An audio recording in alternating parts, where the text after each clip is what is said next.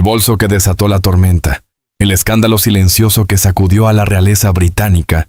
¿Qué ocurre cuando una de las casas de moda más poderosas del mundo decide que ya no eres bienvenida? A veces, la respuesta no llega con un comunicado público ni con un escándalo inmediato. A veces comienza con algo aparentemente trivial. Un accesorio desaparecido. 5 años después del llamado Mexit, la posición pública de Harry y Meghan parecía cada vez más frágil. Lo que inicialmente se presentó como una búsqueda de independencia terminó convirtiéndose, para muchos observadores, en una creciente sensación de aislamiento. En el mundo de la reputación, cada gesto cuenta y cada decisión puede cambiar la narrativa, pero nadie imaginaba que una historia relacionada con un bolso de lujo desencadenaría uno de los escándalos más comentados de 2026. Todo comenzó en febrero, cuando los círculos de la moda londinense se preparaban para el Eco Leadership Gala, un evento donde sostenibilidad y lujo se encontraban bajo los reflectores. Entre las invitadas destacaba Sarah Tindall, hija de la princesa Ana, conocida por su perfil discreto y su impresionante trayectoria como amazona olímpica.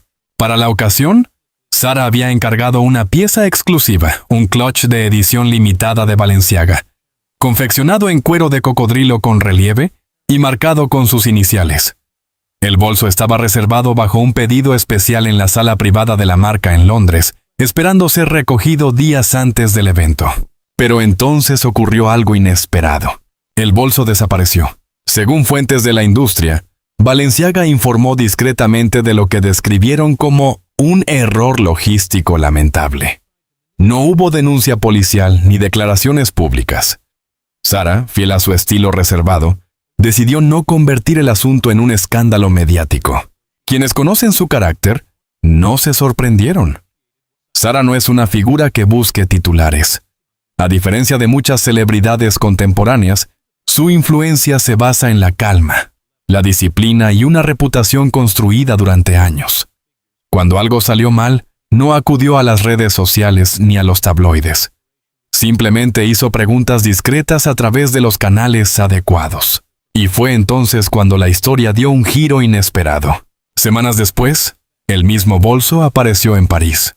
Fotografías internas de la industria mostraban a Meghan Markle entrando en una firma de relaciones públicas en la orilla izquierda del Sena, vestida completamente de negro, y llevando un clutch Balenciaga con un detalle difícil de ignorar.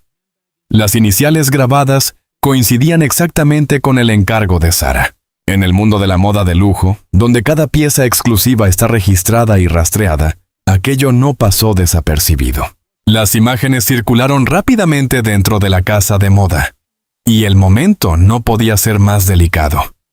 Según varias fuentes del sector, Balenciaga estaba evaluando a Meghan para una posible colaboración como embajadora de una línea de lujo sostenible. Pero tras la aparición del bolso, las conversaciones se enfriaron. No hubo un anuncio dramático ni una ruptura pública. Simplemente las negociaciones quedaron pospuestas indefinidamente. En el universo de las marcas europeas de lujo, la discreción es una regla fundamental. Las casas de moda pueden tolerar celebridad, influencia e incluso controversia. Lo que rara vez aceptan es la pérdida de control sobre su propia narrativa. Mientras tanto, el equipo de Meghan lanzó un adelanto promocional de un nuevo proyecto de moda titulado Love with Meghan. El video mostraba escenas filmadas en París, tableros de inspiración y primeros planos de accesorios de lujo. Entre ellos, según observadores atentos, aparecía el mismo bolso que había desaparecido semanas antes. Para algunos dentro del entorno real, aquello fue interpretado como una provocación. Detrás de los muros del palacio, la reacción fue muy distinta a lo que muchos esperaban. No hubo declaraciones indignadas ni filtraciones dramáticas. En cambio, Sarah actuó con la misma calma que había demostrado desde el principio. A través de su secretario privado, solicitó a la casa de moda una investigación interna para aclarar cómo un artículo reservado bajo pedido especial había terminado en manos de alguien sin una relación comercial confirmada con la marca. En situaciones así, el verdadero poder rara vez se expresa con ruido. Se expresa con paciencia. En el mundo de la alta costura, donde la imagen lo es todo y la reputación se protege con extremo cuidado, los conflictos rara vez se desarrollan de forma abierta.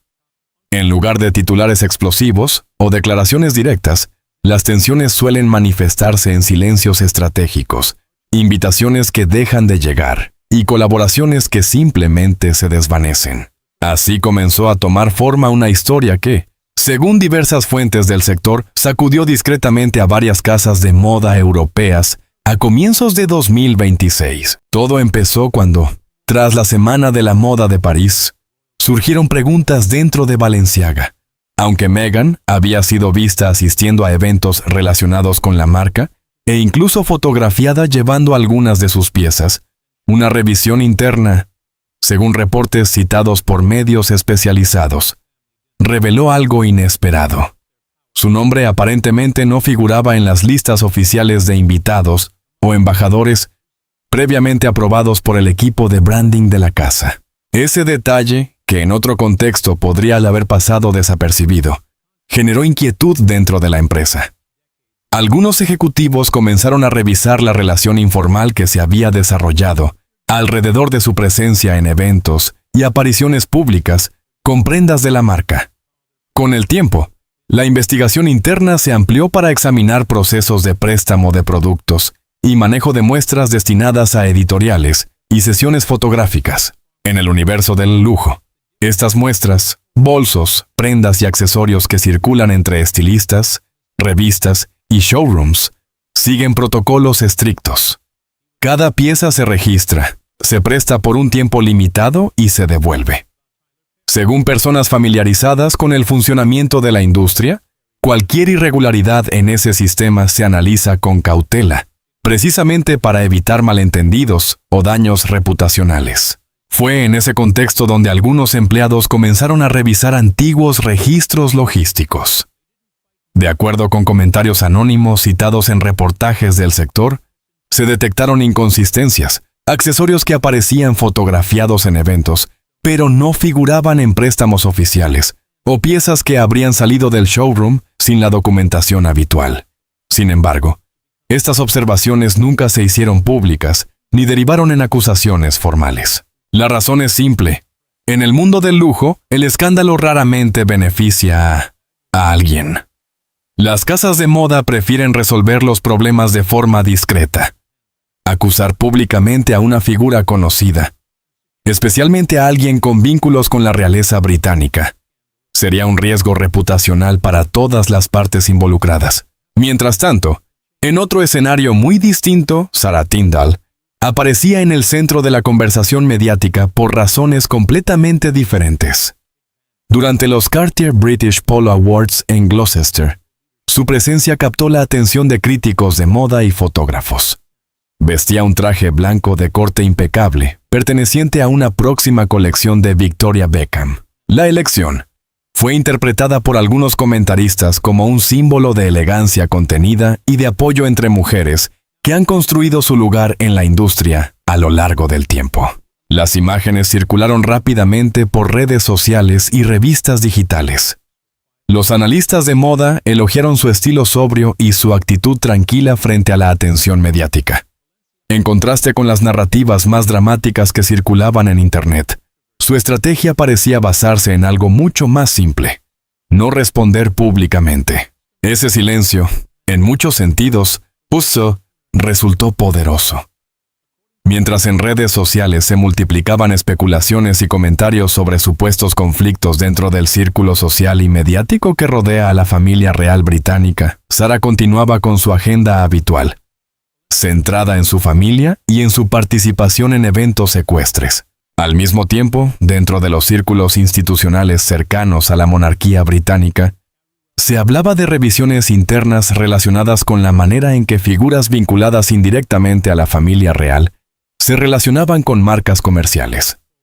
Según asesores citados por algunos medios, la iniciativa buscaba establecer límites más claros entre la imagen institucional y las actividades comerciales privadas. Este tipo de medidas no suele anunciarse con grandes declaraciones. En muchos casos, se implementa mediante ajustes administrativos o nuevas directrices internas. Para los observadores del sistema monárquico británico, esta forma de actuar refleja un estilo tradicional. Resolver tensiones a través de procedimientos y no de confrontaciones públicas. Mientras tanto, en la industria de la moda, los cambios de percepción suelen ser aún más silenciosos. Las grandes casas no siempre anuncian por qué deciden colaborar con una persona o distanciarse de otra. Las decisiones se reflejan simplemente en campañas publicitarias, editoriales de revistas o la ausencia de invitaciones en eventos clave. A mediados de febrero de 2026, algunos analistas del sector empezaron a notar ese tipo de cambios. Varias marcas que anteriormente habían sido vinculadas en rumores de colaboración con Meghan, optaron por no avanzar públicamente con esos proyectos. Al mismo tiempo, editoriales y campañas comenzaron a destacar perfiles diferentes, muchos de ellos asociados con un estilo más discreto y tradicional. En ese universo, las historias raramente se discuten en público. Las marcas prefieren hablar entre sí en reuniones reservadas, lejos de los titulares. Directores creativos, ejecutivos y asesores intercambian impresiones en cenas elegantes, entre copas de vino y un lenguaje cuidadosamente diplomático. No hay comunicados ni acusaciones formales, solo conclusiones silenciosas que, con el tiempo, terminan influyendo en decisiones importantes. Mientras esas conversaciones se desarrollaban entre bastidores, otra historia avanzaba en paralelo. El calendario de Sarah Tindall para 2026 comenzó a llenarse casi sin esfuerzo. Fue invitada como coanfitriona del Royal Charity Polo Invitational. Participó en actividades ecuestres vinculadas a los Commonwealth Youth Games y apareció en la edición especial Legacy and Lineage de la revista Harper's Bazaar UK. Lo curioso es que, según observadores del sector, Sarah no realizó campañas de autopromoción ni buscó activamente estas oportunidades. Tampoco aceptó pagos por muchas de esas apariciones. Simplemente mantuvo su estilo habitual, discreto, constante y centrado en sus pasiones, especialmente el mundo ecuestre. Un editor de moda resumió esa percepción con una frase que circuló ampliamente entre periodistas. Ella no avanzó para ocupar el centro del escenario, simplemente nunca dio un paso en falso. En una industria donde cada gesto puede interpretarse como una estrategia de marketing, esa naturalidad terminó convirtiéndose en una ventaja inesperada. El contraste con la trayectoria de Meghan resultó inevitable para muchos analistas.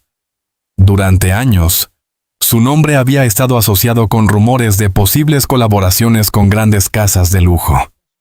Varias marcas incluso habían mostrado interés en explorar proyectos vinculados con sostenibilidad, moda ética o campañas culturales. Sin embargo, a comienzos de 2026, el tono empezó a cambiar. En lugar de anuncios espectaculares, se produjo un fenómeno más sutil. La atención de algunas firmas comenzó a dirigirse hacia otras figuras públicas que representaban valores considerados más estables para el mercado del lujo. Fue en medio de ese ambiente cuando se produjo un momento que muchos comentaristas consideraron simbólico. Durante una competición ecuestre en Glasgow, un periodista preguntó a Sarah si había visto un video reciente publicado en redes sociales en el que Meghan recreaba un estilo inspirado en un conjunto que Sarah había llevado en Ascot años antes. La respuesta fue breve, tranquila y sorprendentemente contundente. Sarah, después de escuchar la pregunta, contestó con una frase que rápidamente se difundió en medios de todo el mundo. Algunas personas montan caballos, otras montan titulares. Yo prefiero lo primero. La cita apareció en cientos de artículos en menos de un día. No era un ataque directo ni una declaración agresiva, pero su tono irónico capturó perfectamente el contraste entre dos formas distintas de manejar la visibilidad pública. Para muchos observadores de la familia real británica, ese comentario reflejaba también una tradición profundamente arraigada. Responder a la polémica con moderación, y cuando es posible, con humor seco. La reacción del público fue inmediata. En redes sociales y columnas de opinión se interpretó la frase como un ejemplo clásico del estilo británico de responder sin levantar la voz. Mientras tanto, dentro de los círculos familiares vinculados a la monarquía, Otras conversaciones también estaban ocurriendo. Fuentes cercanas al entorno real mencionaron que figuras influyentes, entre ellas la princesa Ana, estaban analizando la relación entre personas cercanas a la institución y las colaboraciones comerciales con grandes marcas. El objetivo de estas revisiones, según analistas, era evitar confusiones entre actividades privadas y la imagen pública de la monarquía. A lo largo de la historia, la institución ha intentado mantener una separación clara entre sus funciones oficiales y el uso comercial de su prestigio. En ese contexto, las princesas Beatriz y Eugenia, conocidas como las hermanas York, también se encontraron en una posición delicada.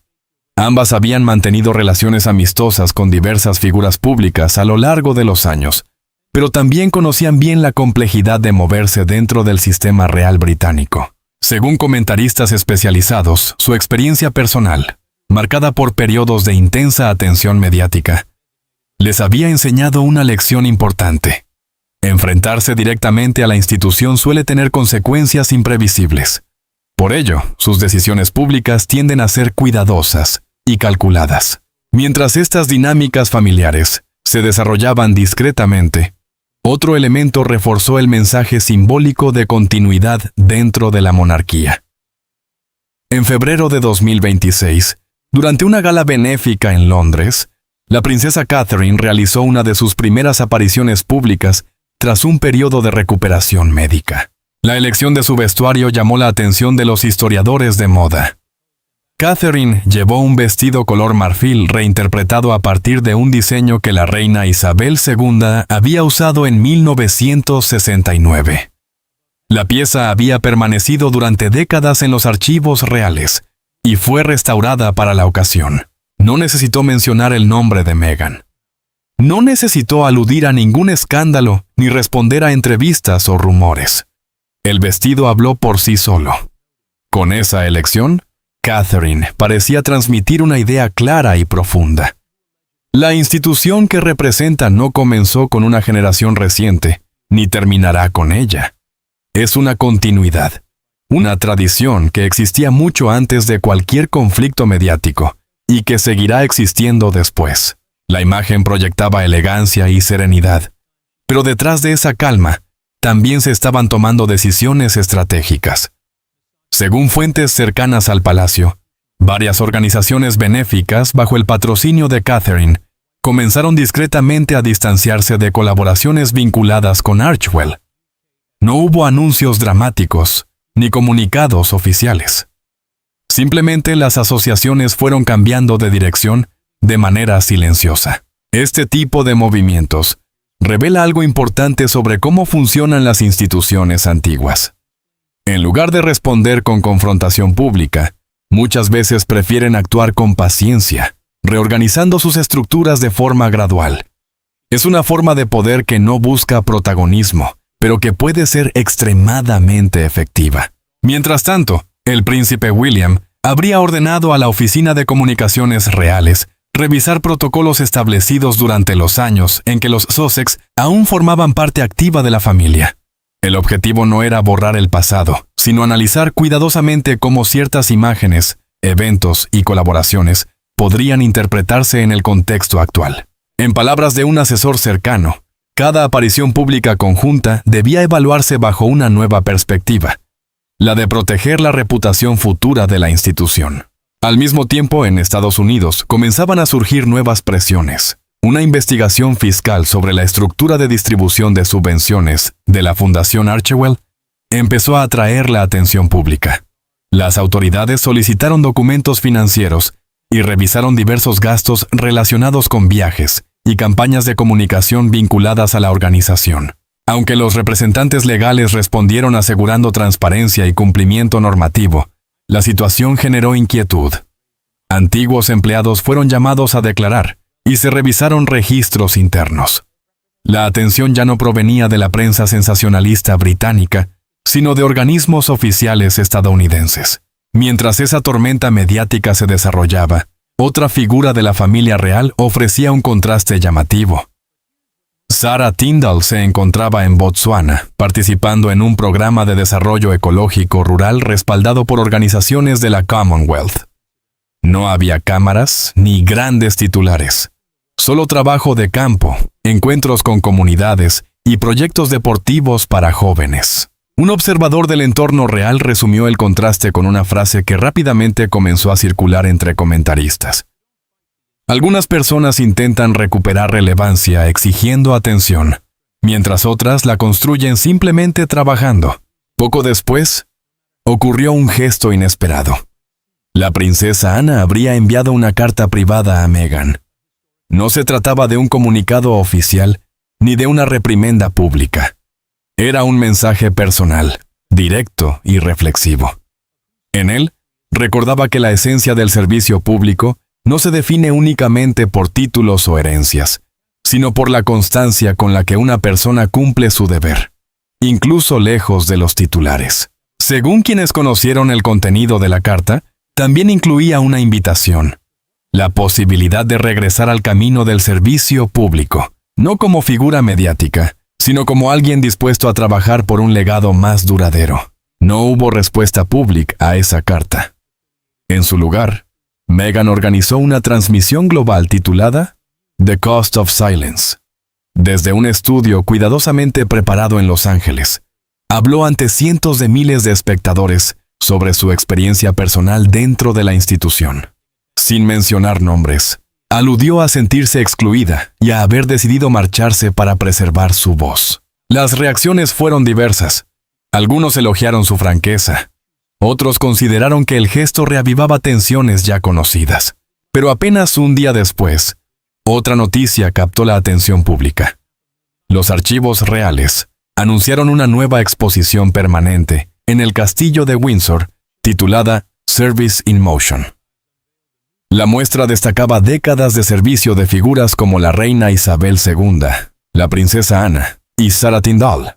Entre los objetos expuestos se encontraban cartas de jóvenes deportistas a quienes Sarah había apoyado, videos de visitas a hospitales militares y las botas ecuestres que utilizó cuando ganó el oro olímpico en 2012. No hubo campañas publicitarias ni patrocinadores visibles, solo testimonios de trabajo constante. Cerca de la salida de la exposición, una cita de la princesa Ana resumía el espíritu de la muestra. Algunos hablan del legado, otros simplemente lo viven, día tras día. La escena fue sencilla, pero profundamente simbólica. Según observadores cercanos al entorno real, la idea había sido de la princesa Ana, permitir que el momento se explicara por sí mismo, sin declaraciones elaboradas ni estrategias mediáticas visibles. Sarah Tindall apareció con una presencia sobria y segura. En su solapa llevaba un detalle cargado de historia: el pasador de corbata que había pertenecido a su abuelo, el príncipe Felipe. La pieza había sido restaurada y reajustada antes de ser entregada por su madre, un gesto familiar que añadía una dimensión personal al acto. Cuando Sarah se colocó junto al rey Carlos III para aceptar su nuevo rol, lo hizo con una leve inclinación de cabeza y una mirada tranquila. No hubo espectáculo ni cámaras detrás del escenario. El mensaje era claro. El enfoque estaba en el servicio, no en la celebración.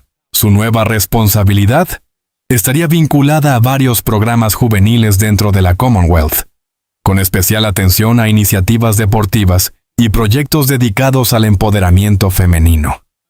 También se anunció su participación en programas de terapia ecuestre, orientados a jóvenes que han sufrido traumas, una causa que conecta naturalmente con su trayectoria en el mundo de la equitación.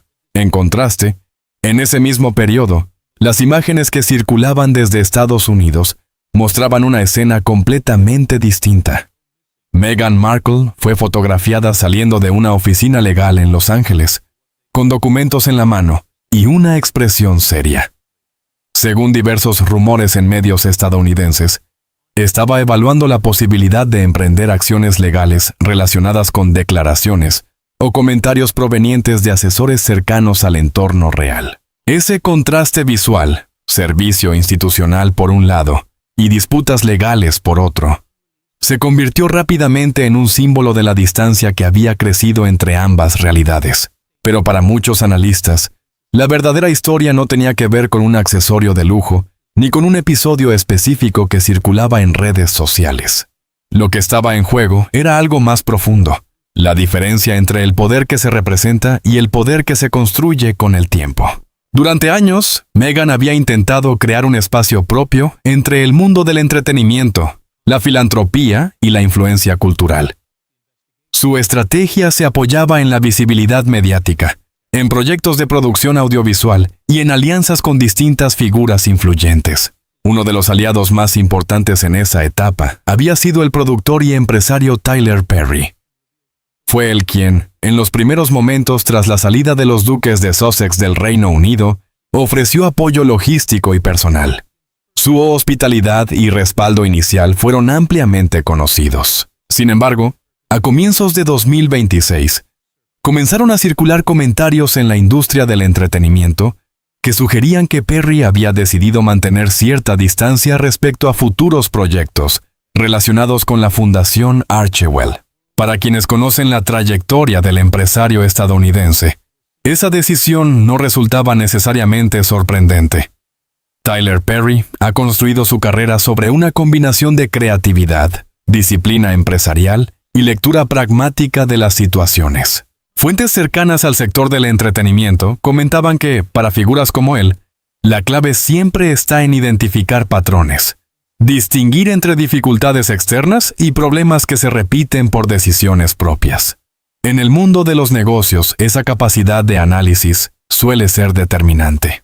Mientras tanto, otros factores contribuían a una percepción de cambio.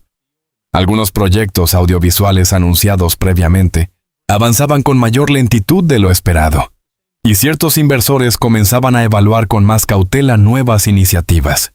Todo esto generaba una pregunta inevitable entre analistas culturales y observadores de la realeza. ¿Qué ocurre cuando diferentes mundos, Hollywood, la moda, la filantropía y la monarquía, dejan de moverse en la misma dirección? La respuesta, en muchos casos, se encuentra en la naturaleza misma de las instituciones. Las organizaciones que han existido durante décadas o siglos tienden a operar con una lógica distinta a la del ciclo mediático contemporáneo. Para figuras como la princesa Ana, cuya reputación se ha construido a lo largo de más de 50 años de servicio público, el enfoque siempre ha sido el mismo: mantener los protocolos, preservar la estabilidad y permitir que el tiempo haga su trabajo. Ese enfoque explica por qué muchas veces el palacio responde a las controversias con silencio en lugar de confrontación. No se trata de evitar el conflicto, sino de gestionarlo mediante procedimientos institucionales, en lugar de batallas mediáticas. En ese contexto, la trayectoria de Sarah también refleja una filosofía similar. Nunca ha buscado protagonismo político ni institucional. Su identidad pública se ha desarrollado en torno al deporte ecuestre, la vida familiar y el apoyo a causas sociales concretas. Tal vez por eso su influencia resulta peculiar. No surge de discursos ni de campañas, sino de una consistencia visible a lo largo de los años. A veces, las crisis públicas no comienzan con un gran escándalo, sino con pequeños detalles que, con el tiempo, revelan grietas más profundas. Lo que parecía un incidente menor, terminó convirtiéndose en el inicio de una conversación mucho mayor sobre reputación, autenticidad y legado. Durante un tiempo, algunas figuras creyeron poder influir desde dentro de círculos de poder tradicionales. Sin embargo, cuando esos círculos comenzaron a cerrarse lentamente, la realidad se volvió evidente. Pertenecer a una institución o a una tradición no es algo que pueda improvisarse. Requiere años de consistencia, confianza y credibilidad. El distanciamiento de ciertas marcas influyentes fue solo el primer indicio de un cambio más amplio. En los ámbitos donde la reputación lo es todo, las alianzas no se rompen necesariamente con declaraciones públicas. A veces simplemente dejan de existir. Las invitaciones dejan de llegar. Los proyectos se suspenden discretamente y los nombres desaparecen de ciertas conversaciones. Lo que siguió fue un recordatorio contundente de una verdad incómoda. El respeto no puede imponerse. No se puede exigir ni comprar, mucho menos construirse a través de gestos rápidos o estrategias mediáticas. El respeto verdadero se gana lentamente, con años de trabajo que muchas veces pasan desapercibidos. Esta diferencia se volvió especialmente visible cuando se compararon dos caminos muy distintos. Por un lado, la búsqueda constante de atención pública, declaraciones y narrativas cuidadosamente construidas para mantener presencia en los titulares. Por otro, la trayectoria silenciosa de personas que han dedicado décadas al servicio público, al deporte o a causas sociales sin necesidad de convertir cada acción en un espectáculo. Figuras como Sarah Tindall representan ese segundo camino. Su carrera, marcada por logros deportivos y trabajo comunitario, se ha desarrollado lejos del drama mediático. Durante años ha participado en programas juveniles, visitas a hospitales militares y proyectos vinculados al deporte ecuestre.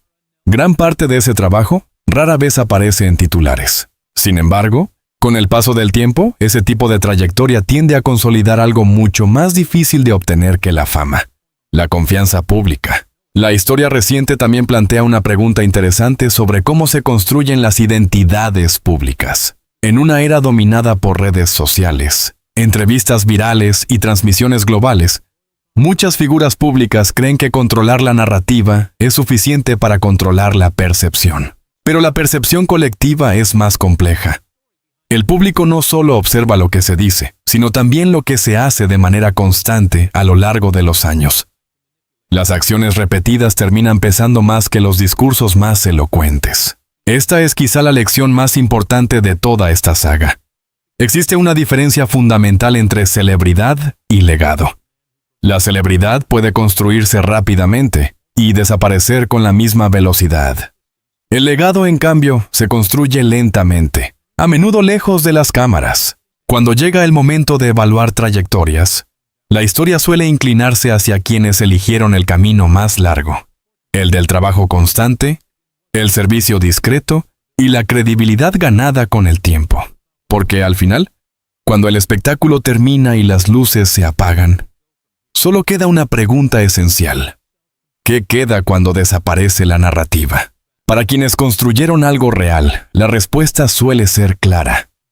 Para quienes dependían únicamente del escenario, el silencio puede ser mucho más difícil de enfrentar.